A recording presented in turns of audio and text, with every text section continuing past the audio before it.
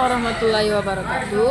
Kami dari pengurus OSIS SMA Negeri 3 Sinabang melaksanakan 7 kebiasaan anak Indonesia hebat yang berfokus pada kegiatan masyarakat sebagaimana yang ada pada Jurnal Dinas Pendidikan Aceh. Pada hari ini, Jumat 13 Maret 2026, dengan melaksanakan bakti sosial di Masjid Ar-Raudah, Desa Sukajaya, Kecamatan Semulu Timur, Kabupaten Semulu.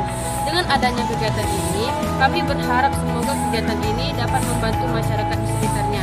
Terima kasih. Wassalamualaikum warahmatullahi wabarakatuh.